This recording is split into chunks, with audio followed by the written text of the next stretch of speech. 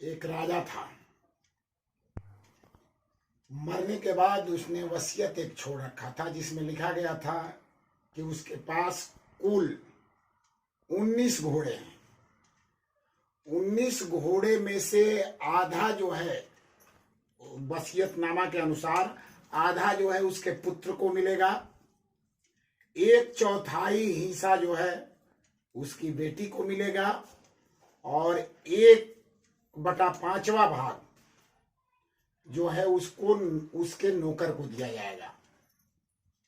इस वसीयतनामा को छोड़कर वह राजा जो है मर गया था और इस वसीयतनामे को लेकर बंटवारे के लेकर उस राजा के परिवार में कलह मचा हुआ था। आखिर कैसे बंटवारा हो,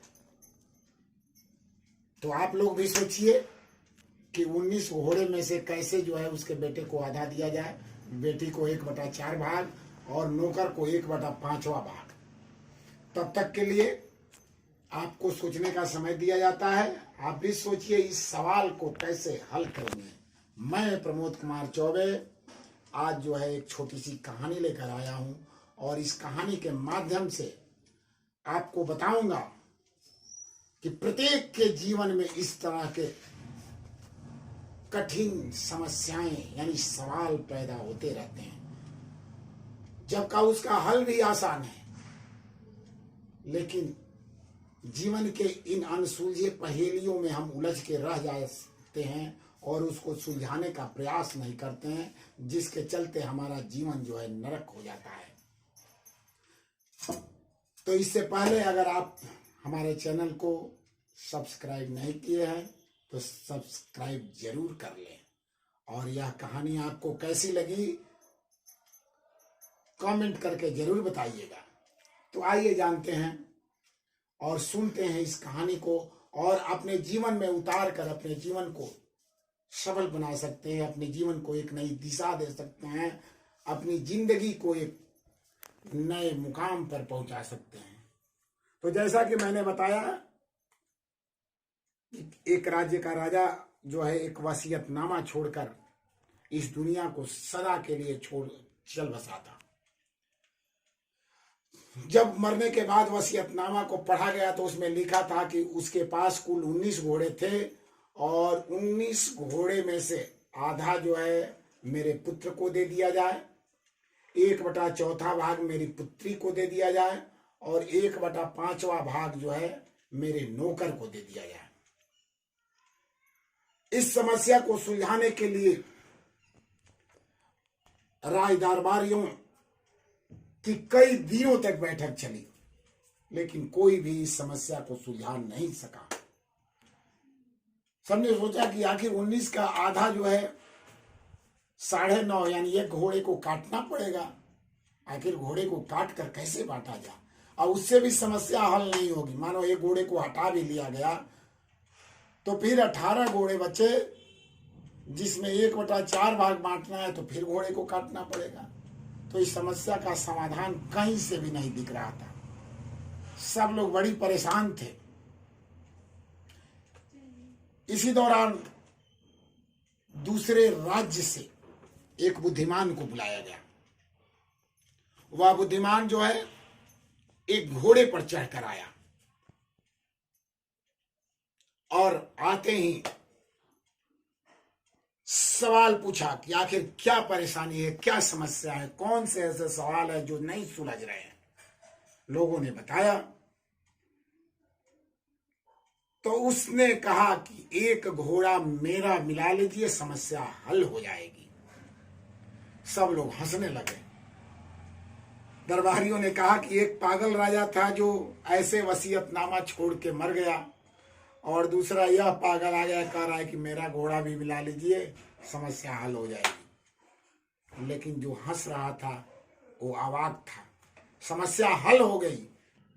तो आइए देखते हैं उस विद्वान ने कैसे इस कठिन प्रश्न को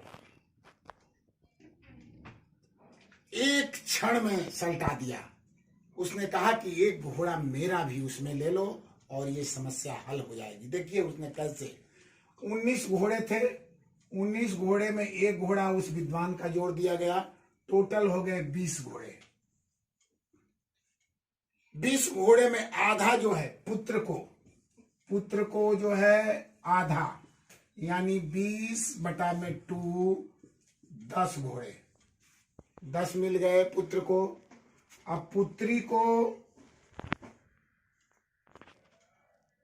1/4, यानी 20 गुणे 1/4, 4 5 20, यानी 5 घोड़े।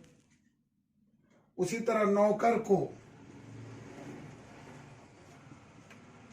20 गुणे 1/5, 5 के 20, 4 घोड़े। टोटल 10 5 15 4 19।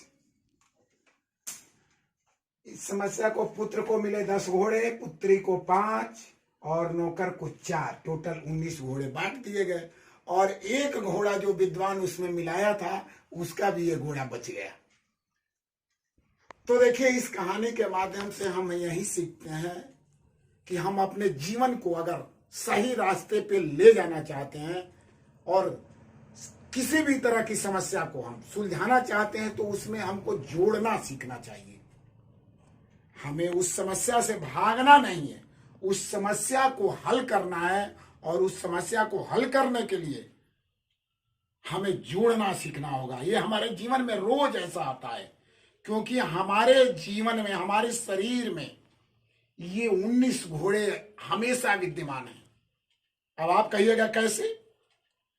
हमारे शरीर के 10 इंद्रियां, यानी 5 ज्ञान इंद्रिय और 5 कर्म इंद्रिय, इसके अलावा 5 प्राण होते हैं, 10 5 15 और 4 अंतःकरण होते हैं, 19 घोड़ों की समस्या में हम उलझे रहते हैं।